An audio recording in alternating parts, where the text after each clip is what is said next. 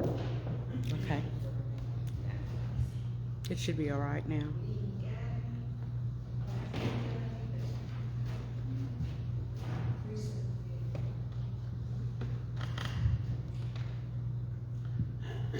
As most of you know, I think all of you know, I'm a Shriner and have been for many years.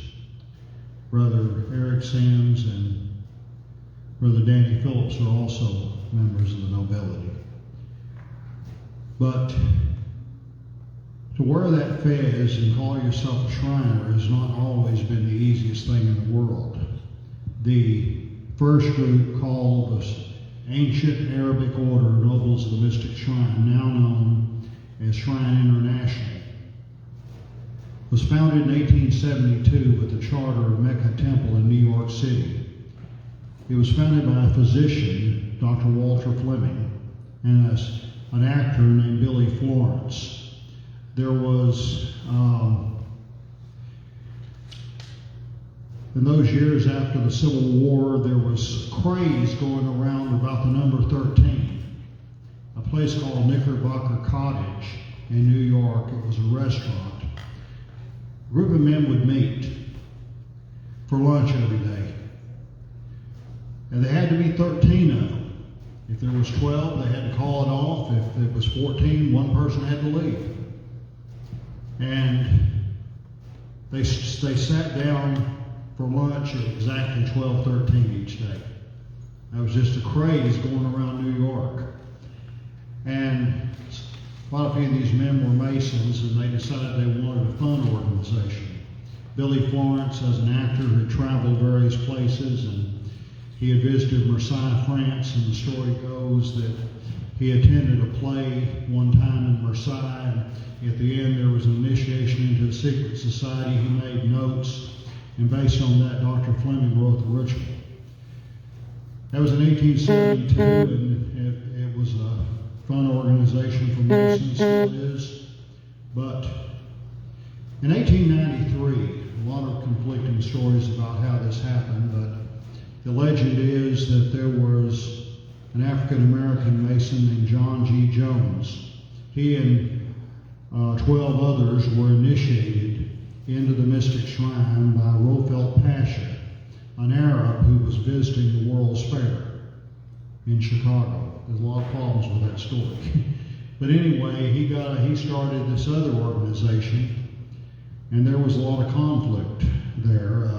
Jones eventually was kicked out of the Prince Hall Grand Lodge of Illinois and started his own group.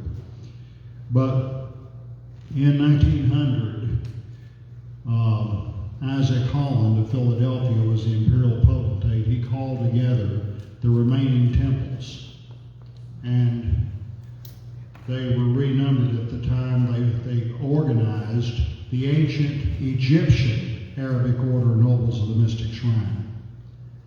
As early as 1894, the other group knew that they existed, but it wasn't until 1914 that somebody decided to go to court and stop them from existing.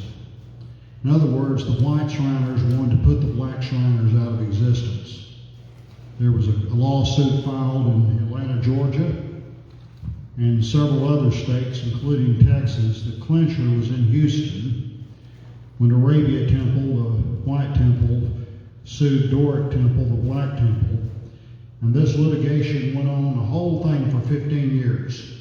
Then on June the 3rd, 1929, the U.S. Supreme Court ruled that black men had the right to wear the fez and called themselves nobles of the Mystic Shrine.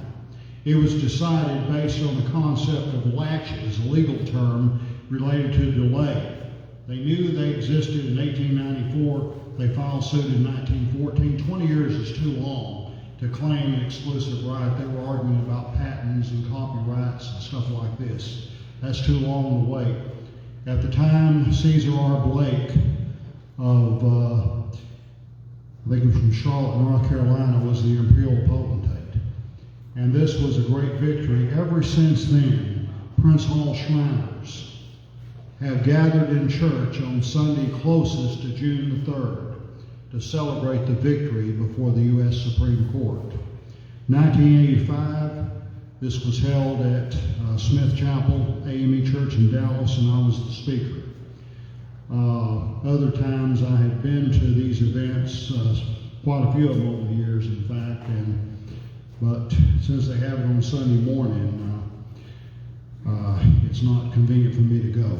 But anyway, this is a great occasion, Jubilee Day, a great victory for the Prince Hall Shriners before the U.S. Supreme Court, June 3rd, 1929.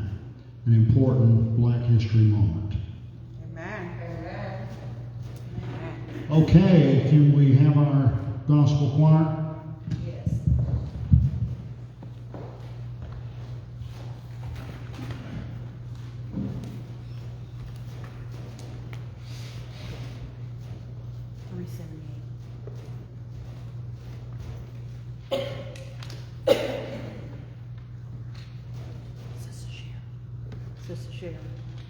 Sister Sharon.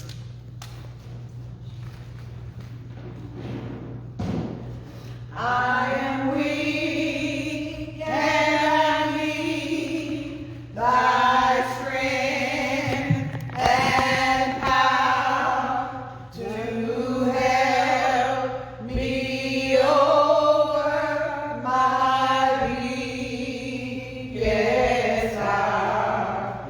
Let me through the darkness thy face to see. Lead me, oh Lord, lead me. Lead me, guide